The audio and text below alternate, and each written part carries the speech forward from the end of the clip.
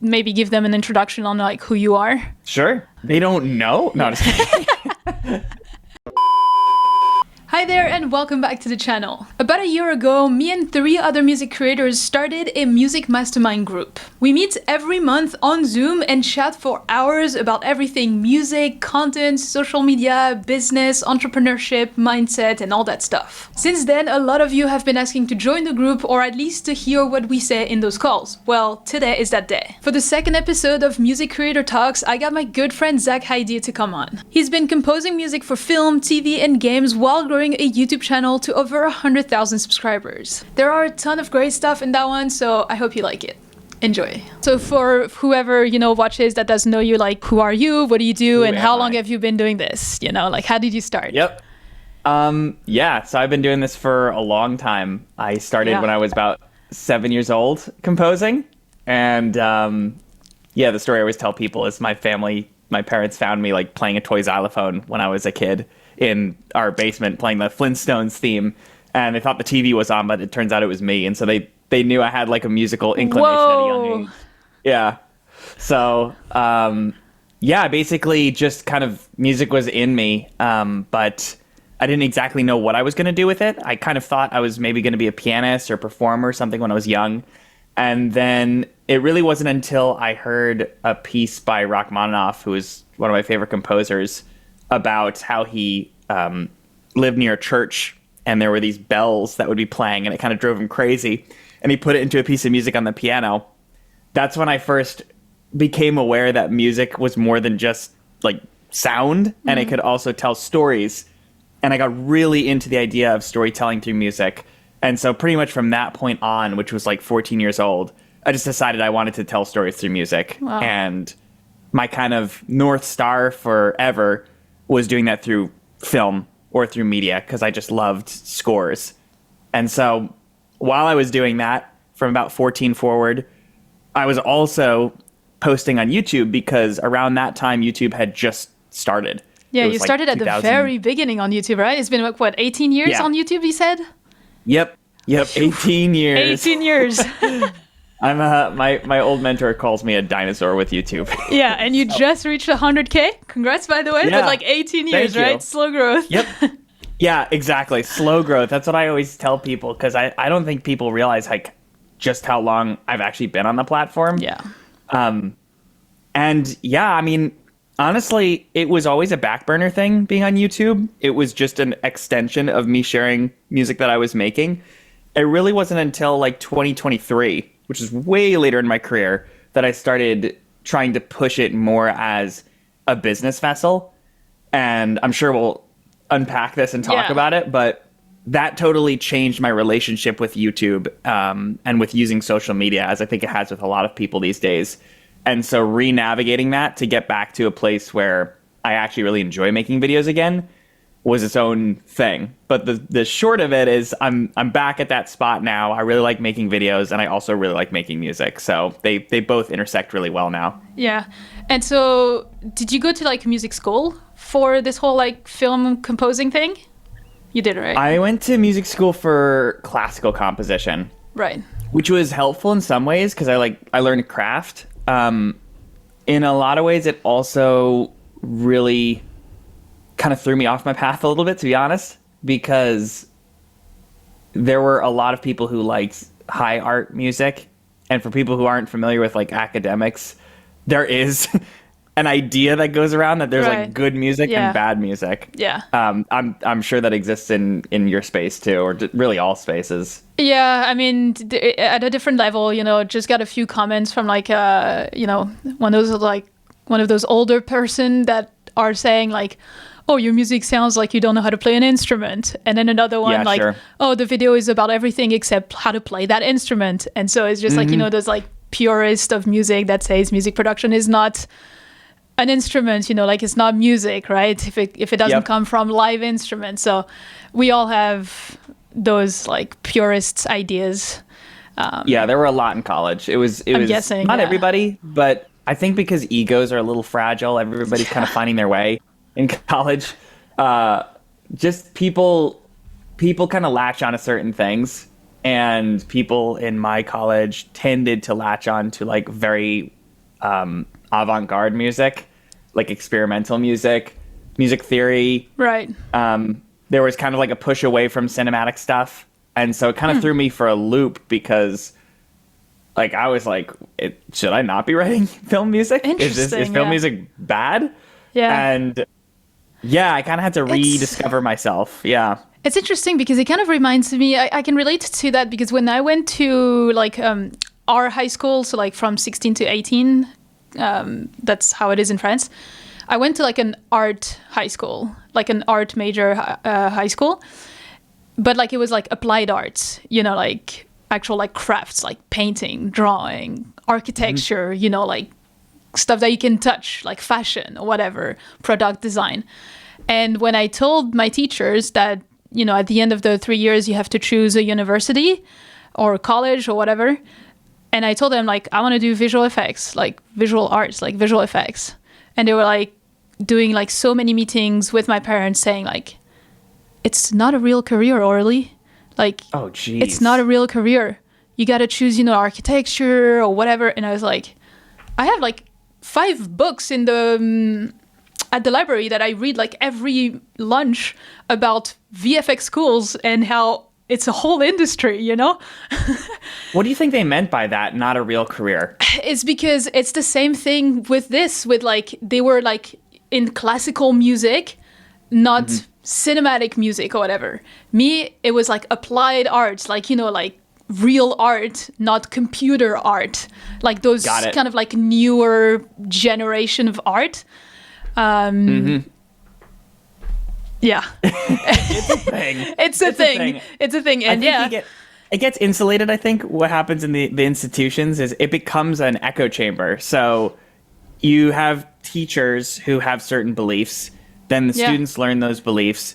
Then the students got into the real world and either want to go back to school because they really enjoy the atmosphere or kind of struggle to find income and go back to school. Either's cool. I'm not like making a judgment statement on that. I just, people go back for different reasons, but it sort of reinforces the echo chamber, I think, that happens inside of universities to be very academic. And I think there's a huge culture shock when people come out of colleges and trying to find work, which is what happened to me. I was going to ask, I think that's what happened to you, right? You struggled after coming out of school. For many years. Yeah. I was, and I was already trying to be proactive about finding work while I was in school. So if it was tough for me, I mean, I remember graduating, and when I graduated, just looking at like my different composer friends, trying to find their work online, and I couldn't find anything from them. Like many of them didn't even have a website. And I just remember thinking to myself, how will they be able to find work if they're not in the habit of sharing their work online with people? If I know their name and I can't find them online, so how is somebody who has no idea who they are going to be able to find their work? And so that was kind of a big push for me to use things like YouTube to just be able to continue to build exposure to who I am and what I do. Yeah, to like attract potential like jobs. Yeah, because I think that it's a lot of artists that I talk to, and I'm sure you've had the same, don't like the idea of begging for work or pushing out and trying to find stuff. Like cold outreach and all. Sure. Yeah, and it makes sense because it's not a very leveraged solution to be able to find work. When you're asking for work for someone, like, and they say, okay, sure, yeah, I'll give you $100. Yeah. You don't really have a lot of leverage to be able to say, well, actually, no, I'd rather charge $1,000 for this because you're the one that asked. Yeah. So I think the flip perspective, to my view, is you ideally want to be able to attract people, attract clients. And I think that the only way you can attract is by actually putting yourself out there and building that space for attraction. Yeah. It's really good because like you kind of like realized that opportunity on your own after school when you saw that the traditional way wasn't working. And you were like open to like that new way of doing things. Whereas I know a lot of people are like close to the idea of like putting themselves online or scared about it. I know you said you were scared at the beginning, like you were afraid of posting. how did you approach that, and how did you finally manage to get over that? I think for me, I've gone through phases online. So certain things, when I did them enough, didn't feel scary, like sharing a piano cover or something. Like I'd done piano covers since the beginning, like 2006. So it wasn't scary for me to post a performance of me playing music. The next scary thing was posting my compositions. So posting original music, which didn't have me. It just had like, some, I don't know, orchestral picture and just like my music playing through. Right. And there was a level of like vulnerability that came with that, which is like, hey, now this is my music. So this is, people can come in and judge that. And then the next shift for me was sharing expertise around composition. That was really scary because I knew I'd be subject to get it targeted. Somebody goes, you don't know what you're talking about, or that's not how you do it. Yeah. And then the final shift to final phase for me now has been just sharing myself, whether it's expertise or just thoughts I'm thinking about or things I'm struggling with, just the most authentic version of me I can share with people. But all of those things, the through line and the fear, I think is just around being seen and being potentially criticized for who you are or how you approach things. And I think what sort of helped me is not to think about making videos for other people, but finding a way to make videos as a healing process for myself at wherever I'm at in the journey. Like I'm making something for me that I can watch like a couple months later and be like, I remember when I was at that point in my journey. It's not really for anybody else, but it happens to help people as a byproduct. Yeah, I like that. I remember we talked about that a little bit in one of our group conversations. Yeah. I think that's also where a lot of the social media is heading right now. And I think the more you show yourself, like in an authentic way, that's how you can like connect and relate with people and attract potential clients, customers, because they'll relate to you over someone else because of something that you shared, or because of something you said, something in your past or whatever. That's right. Yeah. And I feel like it's very tricky for people now because like when I started, and when did you start? You did YouTube like 3 years ago, right? At the time of this video? 4 years and a half. Okay. It was so when you 2021 started, January. Yeah. So it was different for you because when I started, there was no like standard. It was like a bunch of home videos out. So it was a little easier to get in there because there was no comparative point. It was not like, oh, I make this piano cover, but 100 people have already made this piano cover and they're way better than my piano cover. And so a lot of people feel that way now when they do like educational content or something. Yeah. It's like, why should I teach anything about composition when there's all these great videos, high quality, like expertise videos? What do people get from me doing that? I think that's how people feel. Yeah, that's a recurring question that I get in like pretty much all my coaching sessions from students that come to me to start making videos on social media for their music business or music career. And every time I'm telling them like it's not about really like the info that you're gonna give, but it's also like how you give it, how you explain things, your way of doing things, because everyone has a different way of explaining things. Very often on my videos, people are saying like, oh, I really like how you explain things. Like it was very simple. I like your actionable, like step-by-step approach. I like that you're using simple terms, right? Like there's things like, there's videos for everyone or creators for everyone. And it's this like that thing that I always say is like, there's those like two music marketing guys, like main music marketing guys on YouTube. I won't like name names, but they're very similar into exactly what they're saying. Like the tips they're saying, like they're giving, the videos they're making, they're very similar. But one, I can't watch. The other, I love. Why? It's not because it's in the information. It's in the way they're doing the video, the way they're explaining things, the way they act. I just vibe and connect more with them. Right? Yes. Whereas the other, I just can't. And that's because it's that thing. It's like attract the best, repel the rest. Like we all have our own tribes. And so That's what I tell everyone. It's like, no, you do have like value in your way of doing things, your thoughts about some things. Yeah.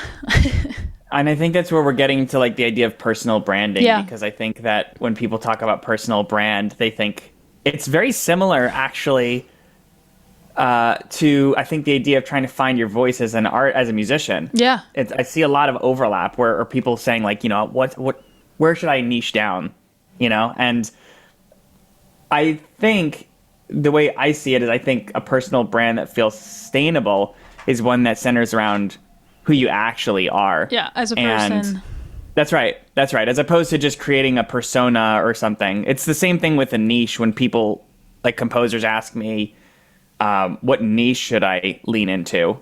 You know, what they're really looking for, they're looking for me to go and like look at their music and be like, oh, you know, like you should be doing like dark fantasy music for like indie games. But really what I think the question's being asked is like who am I? You know, like that's really what personal branding is. It's a discovery process as to who you are and finding people who resonate with who you are. But the problem that happens, I think, is when people devalue who they are and they value what they do. So it's like people like me because I explain things really well, or like this is the trap I fell into a couple years ago. Was like I thought that people were sticking around on my channel because like I was helping them with music theory. That's definitely where I am right now. Yeah. Okay. So this is relatable for you. Yeah. Like where that's exactly what I was saying in that last video. Is like I got stuck into that one style of videos because I'm like, that's I think what the people want kind of thing. But yes. like I kind of like lost myself in what I want and how I want to grow. Like I need to grow out of it, right? And so that's the same. It's like I'm just about to get to like the next phase of my YouTube channel, of my music career, right? Like has phases. I think that that's a really important phase that happens for everyone, and I think that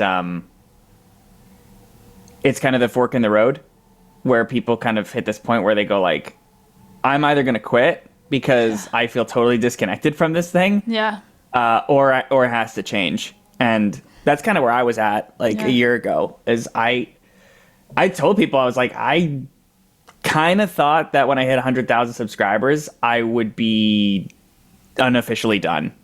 Like I thought maybe I was not going to upload anymore, and because I felt really burnt out from the videos I was making. And that's literally where I am right now. I think I didn't trust that there were people in my audience that were there for me. Yeah. And I kind of got locked into, you know, all the comments and things. It's where it's just like, oh, more of this. And so I just kind of forgot that there was a deeper group of people in my audience that really connected with me as a human. And I really did not want to leave YouTube because I've been on it for so long. It's such a part of my trajectory that I was like, I would so much rather just like hit the reset button than leave. And and what's been interesting, like you were talking about it before, is since having made that shift, there's actually been a way better opportunities that have come my way. Like work-wise? Things that have been much, on all fronts, like better students, better clients, like better everything, because I think people are getting a deeper window into who I am, and I'm not creating such a big gap between like how I think about things now and videos that I have been continuing to make since I made 5 years ago when I was in a different headspace. Yeah. Just for people that don't know, can you just give a recap of like everything that you do, like your offers, you know, like how do you make your money, you know, with this whole thing? So I do composing stuff for clients. That tends to be animation and games these days, like mid-core projects. I have my Composing Career Bootcamp, which is basically everything I learned from college to about 2022 that was able to help me do composing for a living. And then I also have the Pro Group, which is essentially my private group of mentors for people that I'm working with. It tends to be people who are already doing composing work at this stage, but are trying to level up. So trying to get like maybe the next tier of clients, trying to like double their rates, trying to engage with making content. Maybe they're like already doing composing work, but they don't have an online presence. So it tends to be people at that level. Yeah, cool. So with that in mind, can you maybe explain like how you use social media to like help your music career, like to like get like the composing clients, like how it helped you? Yep. Yeah. So there's been a bunch of like things top of mind for me now that I'll just like throw out. Yeah. And then we could like, because I know like sometimes people struggle to understand how that works and how that can really help them get clients and not become like an influencer kind of thing. 100%. I think a lot of people are afraid about that in the creative world in music. So I think you're a great example of that. And so I think it would be super helpful. Yeah, I've learned a lot like over all the years, but I've learned a lot like in the last year. And so there's things I would do differently now based on what I've learned. Yeah.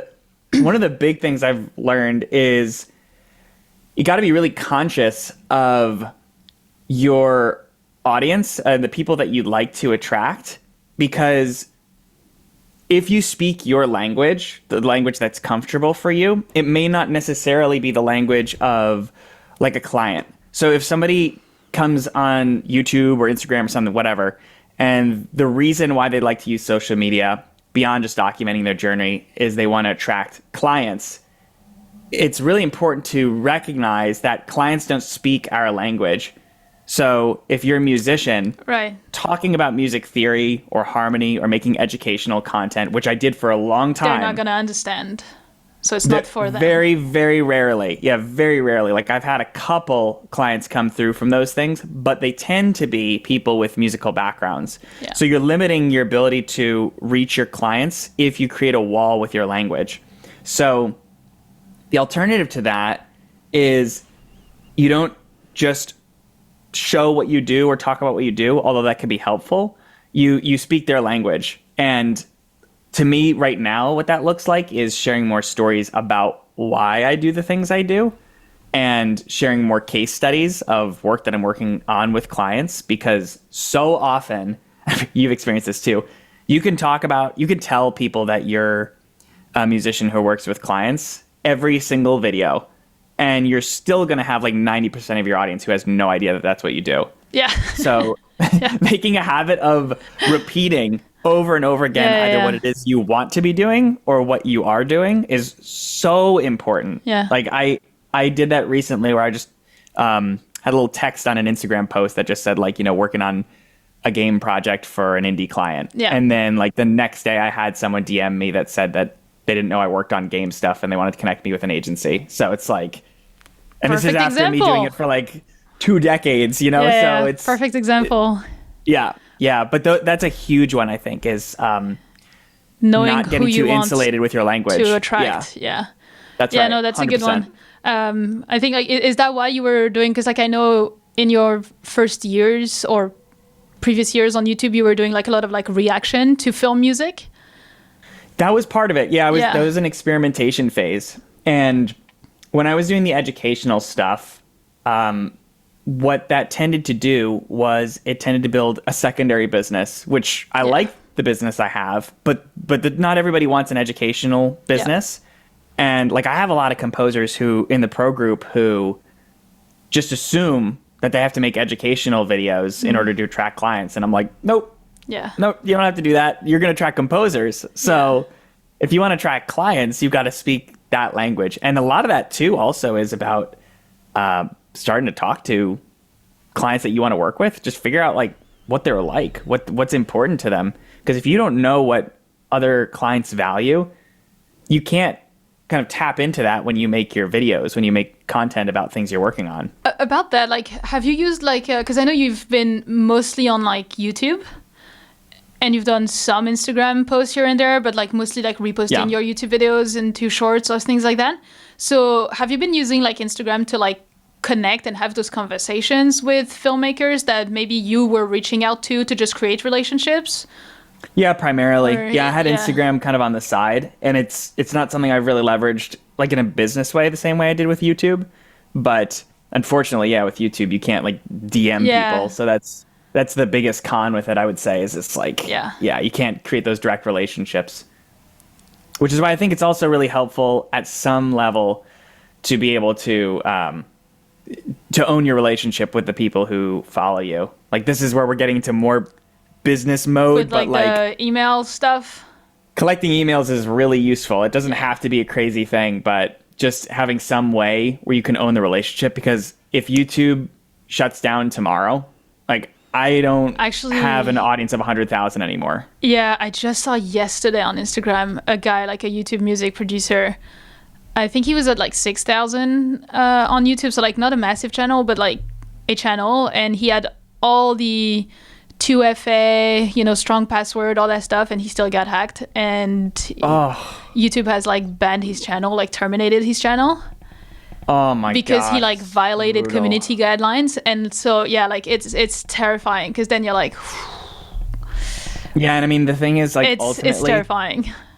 With all I think personally, I don't think you need to make content. I don't think you need to make videos or do those things. I think there's plenty of really successful musicians who have businesses that don't have social media, like, at all. It's more just a question of where you want to build trust and what kind of a business you want. Like, if you want a business that's in person and you're willing to move to a major city where there's potentially more opportunities and more creative people or something like that, I think that's great. But for me, what was important to me early on, probably for you too, is like, I wanted my business to be mobile. Yeah. So I didn't want to be locked to a specific area in order to do my job. And I also ideally wanted to create like long-term attraction where I have people coming to me. Yeah, like freedom and the idea of like passive a little bit, like in terms of like building leverage and having that, for tough time, for example, like right now, where I'm taking quite some time off, where I don't work at all almost. I mean, except a couple videos and a couple student calls, but I'm basically doing nothing, and I'm still getting some type of salary, because of the stuff that I created in the past. So, yeah, and I think it's just really what I think is hard for people. I'm curious if you've noticed this too. Is this is such a long game making content? Yeah. It's a very long game. It's almost like investing with finance, where I think people underestimate how important it becomes. Like with investing, when you're 20, you're like, I don't want to invest. Like, where, who cares about retirement? I'll just keep doing my thing. And then when you're 30 and you can see, if you've ever used like a compound interest calculator, you can see like how that 10 year would have been, what a difference it makes. And I was very fortunate that I started doing YouTube really, really young, because I think that it has compounded in that way for me. Yeah. But it's never too late for people. Like, it's more about finding a sustainable way to do it, because you probably won't see short-term results from making a video, 5 videos, 10 videos, 50 videos even. It's definitely like patience, that organic content route. It definitely, and like I've seen so many start and be like, yo, I'm starting, I'm gonna be consistent, and they start like heavy, doing all those claims for like 2 weeks, 4 weeks, and then nothing. They completely disappear and give up. So for you, what was your driver? Like, what helped you to stay consistent with making videos in the beginning? Is that I wanted out of the 9-to-5. You had an anti-vision. Yeah, and so I was using that like, that anti-vision as a motivator, and be like, all right, move your butt, don't go chill on the couch.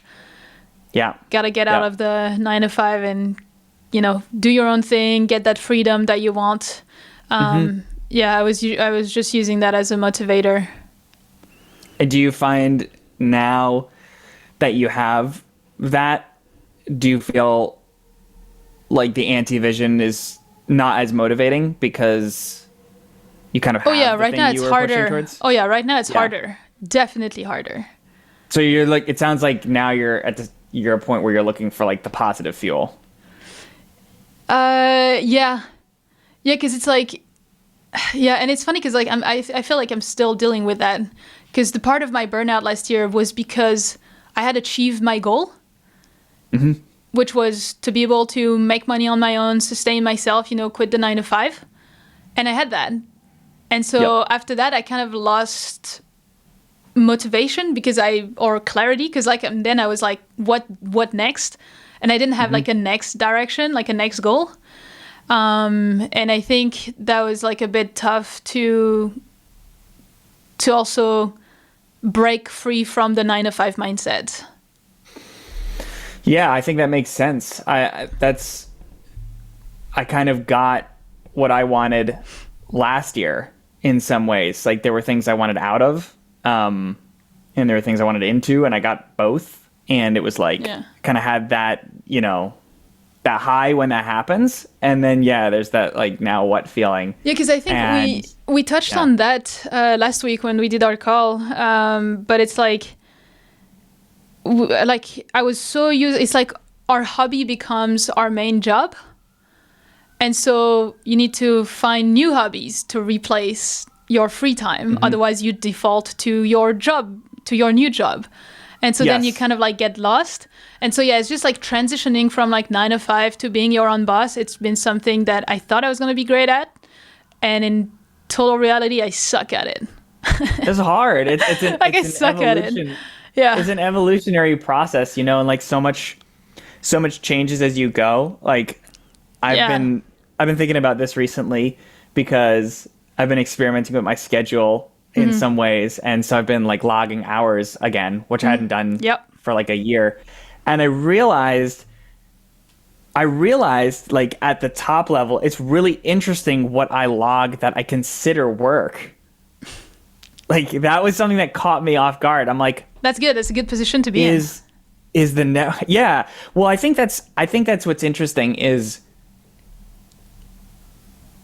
it's tricky. What I've noticed is when I've focused on reducing my hours, it's because I don't like what I'm doing.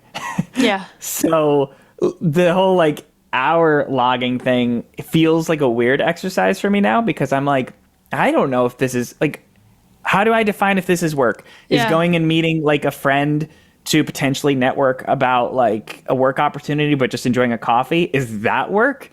Is me composing my album that is not for any paid project, is that work? Yeah. It becomes really ambiguous. And I think that actually that's a problem for like people at our level, but it's also the problem that people have in the beginning stage, because when it feels like gray and ambiguous, a lot of people I notice will say, I just don't want this to be a waste of time.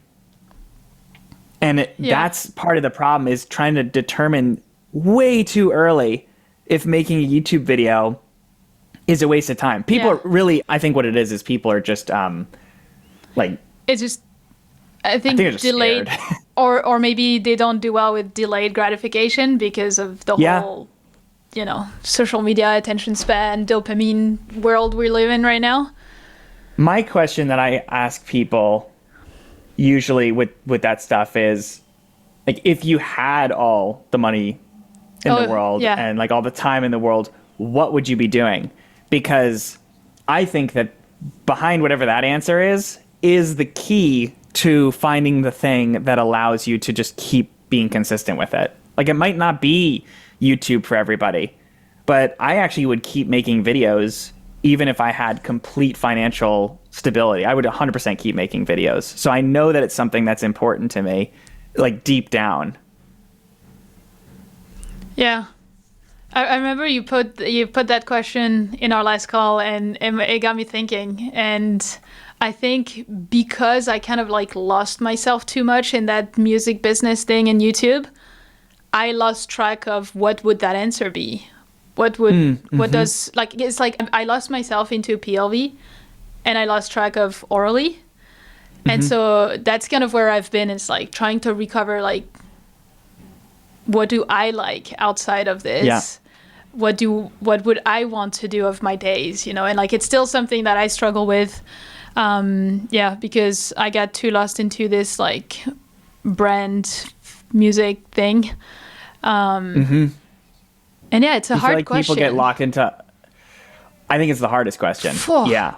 I think it's the hardest question. Honestly, Yeah. like most of the stuff I do in the pro group is just getting people to refine that answer.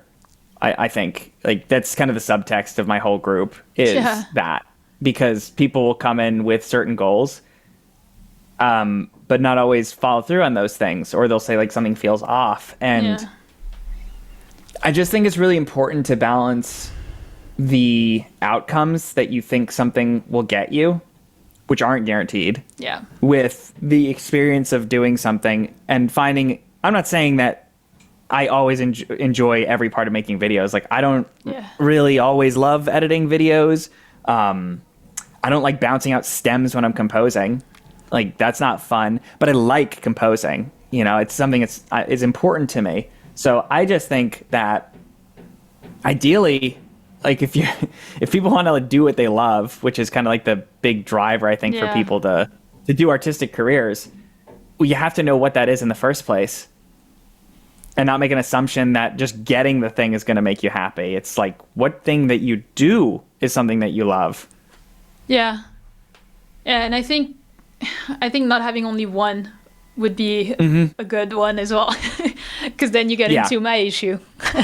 Yeah, for sure. Exactly. I think, not assuming that the thing you love is the only thing you need. Yeah, because like honestly, at the time before, when I was stuck in the 9 to 5, I was loving, like, I could not wait to get out of the work at 6 p.m., or having my weekends so that I could make the videos, so that I could make music. I loved it. Like, I completely loved it. But then... What'd you love about it? I guess it was like having a personal project, something that I built for myself. Got it. Like, it felt like a personal project back then. Yeah, exactly. And like creating something for myself, like building something from scratch. I like it, you know? But then, now that it became my job, in a way, I have to be honest, it killed the passion of it. I don't think I've never admitted that on a video. But yeah, and like that's why I'm struggling recently. It's because, I lost the passion because, and I think that's what we were saying the other day. It's like, because it became my job, then you have this insecurity of having to make money at the end of the day. And so I've been driven to every day, every week, all the decisions that I was making, the prioritization that I was taking was always business tasks. Like, I need to do what will make money because I'm scared deep down. Yeah. And so I completely lost the passion of creating the videos, those documentaries about my music journey, my personal hobby, So do you feel like I relate to all this, by the way. Yeah. Do you feel like the money is the ingredient, essentially, that kind of like sabotages the pure feeling that you have of doing these things? I think for now, but like I'm not giving up on it in terms of like, I wouldn't say like, oh, don't make your hobby your job, it's a trap kind of thing, because I know there's a lot of people that say that. Even me, while being into this struggle right now, I still wouldn't say that, because I'm still happier doing this than doing the 9 to 5.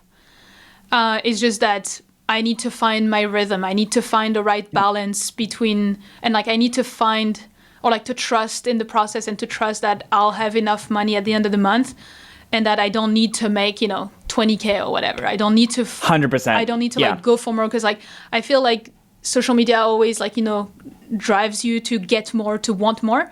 And I've been a bit lost into that as I was grinding to get myself to a full-time income. And so now I need to kind of like bring it back down a notch to be like, no, be satisfied with, as long as you have enough money to pay your bills, save a little bit, invest a little bit, and travel here and there, enjoy, your life. You don't need more than that. You don't need to chase, 10K, 20K per month or whatever. Yep. Just because it sounds cool. I actually am more now like, okay, let's just search for satisfaction, like enjoyment, I'm enjoying the business that I created for myself because it gives me this, and that. And so, I'm just trying to find a better balance and find that like core satisfaction of like, you're good. you don't need to chase that next business milestone or whatever. I think it is a trust process, like you said. Yeah. It's like super top of mind for me. So yeah.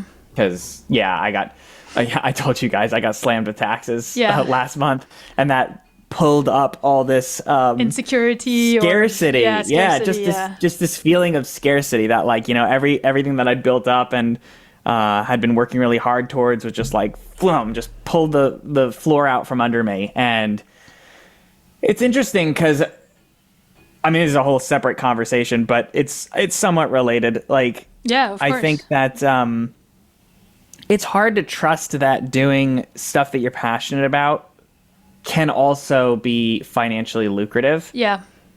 Without overthinking or over-engineering the money side of things. I think that it can be really easy to think that, like, yeah, whatever equals more dollars, like, Yeah. is better.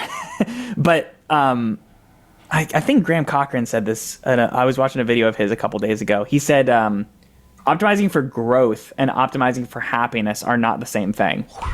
That's exactly where I am. It's like I've been optimizing for growth so that I could reach my goal of like monetizing and quit my 9 to 5. But now it's like I got too much into this end of the spectrum, and I need to go back to like a middle of like in between happiness, satisfaction, and growth. And I think that I think once you determine your happiness, I mean, it all changes too. Like, our needs change. Yeah, because we evolve. Yeah. Yeah, exactly. And that's what's really hard about entrepreneurship. It's like the end goal will always change. Yeah, it's a moving target. Yeah. But like, that's something that's been helping me recently is I've just been asking myself, like, what would a business I enjoy even look like? And when you figure out the answer to that, like, for me, one thing I realized last year is I love composing. I don't love only composing. Like, I don't love composing 10, 20 minutes of music a week like I was doing 2022. Yeah. So for me, knowing, hey, I'm happiest when I'm writing like maybe 5 minutes of music a week. And I'm also happiest when I have a couple calls with people, but my schedule's not bombarded by calls. Yeah. Those two things helped me to figure out like what my business looks more like now, which is I still want to do client stuff, but in between when client work is slow, I still have responsibility to make music for myself because I'm not happy if I'm not writing music a little bit. And then with the calls or just like socializing with people, I want to be talking to people who I enjoy talking to. Like, I want to work with students who I look forward to seeing every week. With, you know, clients, if I do meetings, I want that. It's just knowing kind of what makes me feel happy and where my energy feels good. You can scale your business around that thing. Yeah. But if you just, I think if somebody just focuses on growth, it's so ambiguous. You don't even ask yourself if the growth is what you want. I mean, do you want to have a business where you have to make 3 videos a week? Like, a lot of people don't, but they just do it because they think they need to grow. We were literally talking like just before, 2 hours before, I had one of my mentorship student call, and he's currently doing like 2-4 videos a week, and we were just talking about this, and he sent me like another channel as like a reference of like, I want to get more results like him. Like, how do I get there? And I'm like, well, first of all, he puts 1 video per month. Not 4. You know, he optimizes more for quality. He puts like more storytelling. It's more about like his journey, not like quick tips and quick things, right? Because you think you need to give that to the algorithm. It's like you need to enjoy more and like share more of yourself. And he was like, oh, that feels so good. And like literally that he's like, oh, I was hoping to hear that. And I was like, yeah. So yeah, it's definitely very true. One thing I wanted to continue on because of what you just said, like wanting to compose for yourself, like having the time to compose for yourself. How do you, because like I find that I got to a point where I was doing always like music for a reason except for myself, whether it is for a client, for a sponsor, for a video, right? And so then at the end of the day, I was like, I'm kind of like out of juice or out of energy, or like it's just like coming back here to make music for myself feels too much like work to me. How did you approach that? How did you ever feel that? Oh yeah, that's part of the reason why I thought I was going to quit YouTube. That was one of the big reasons. Was it was like anytime I sat down to write music outside of client stuff, I was like, I'm going to make a video about it.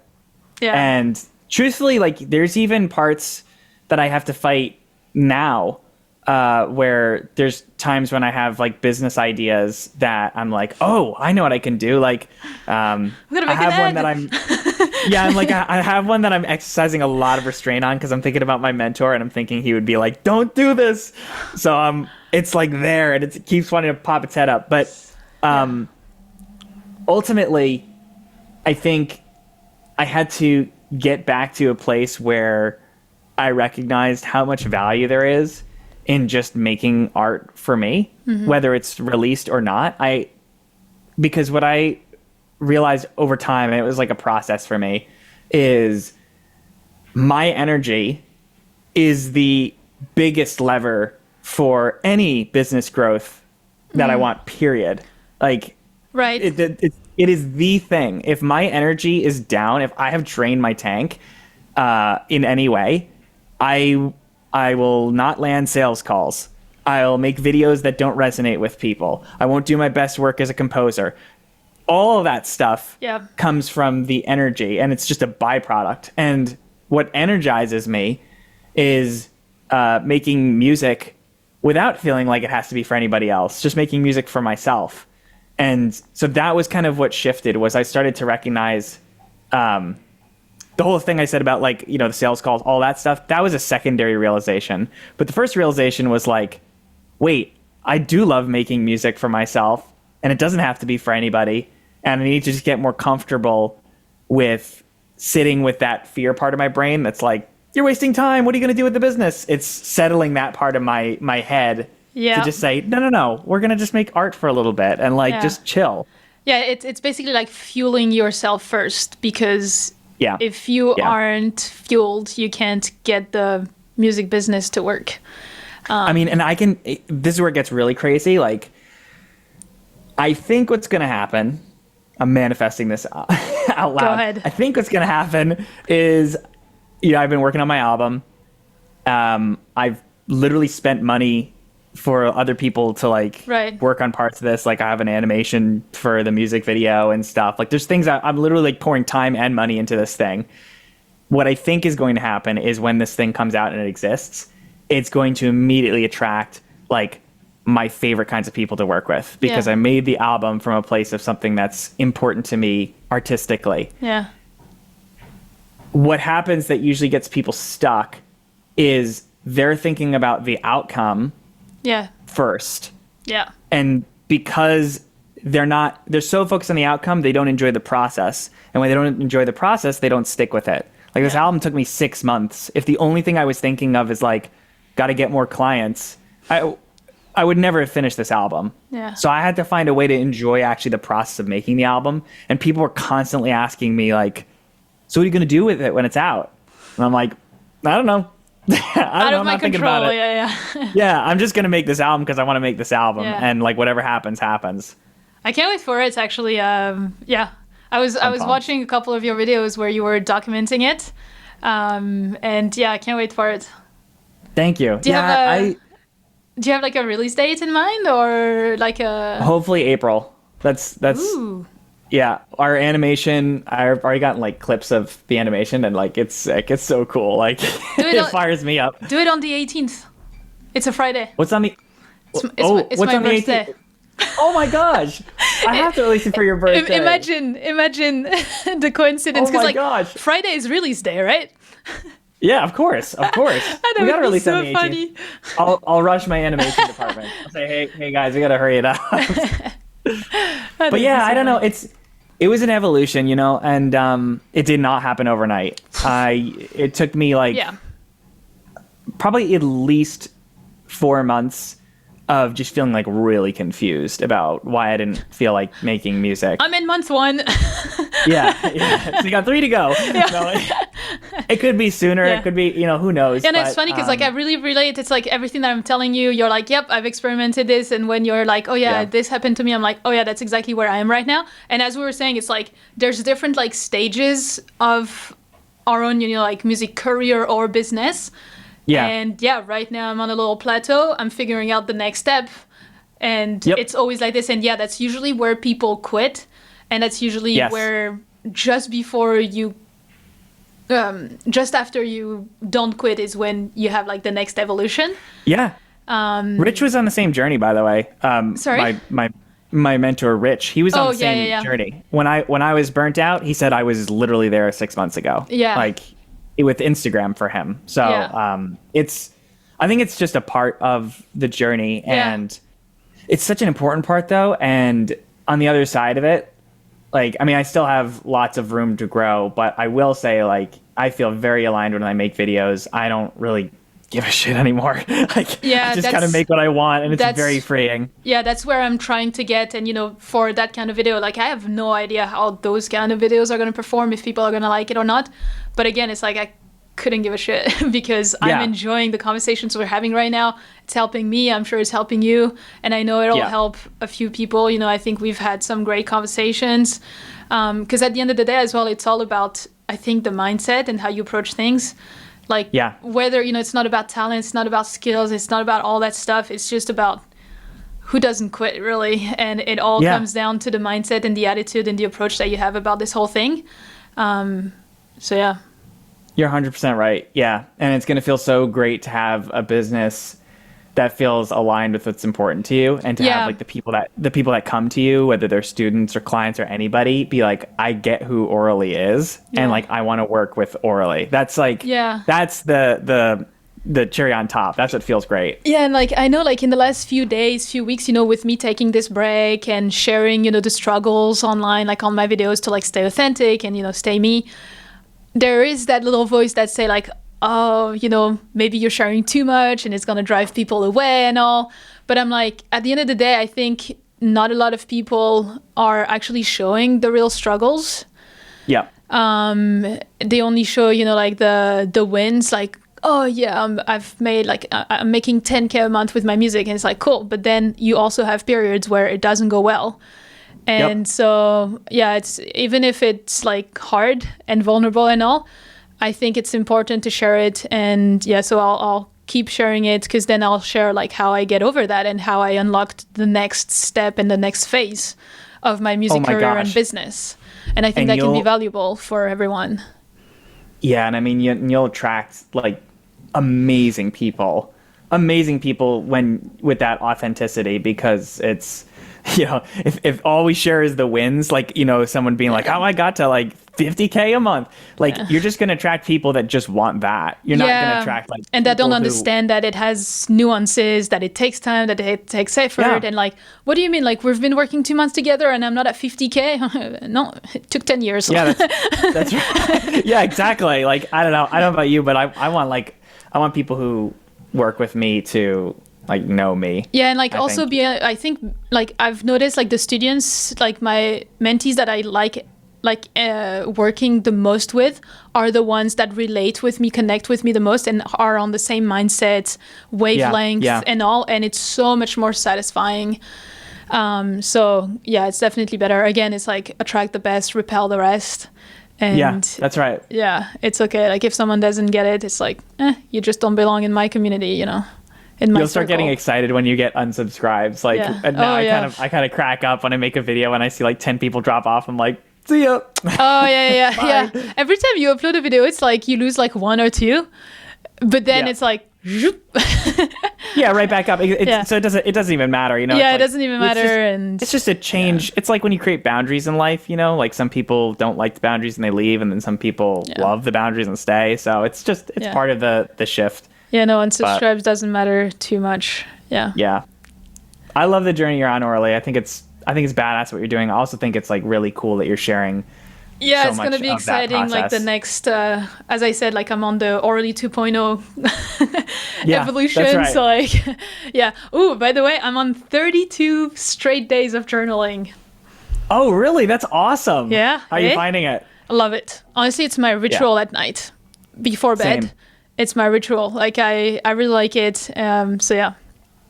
I get migraines when I don't journal, so I've learned I have to journal. Yeah, no, I'm putting those new like healthier habits in place, and it's fun. But yeah. That's awesome. That's really cool. So far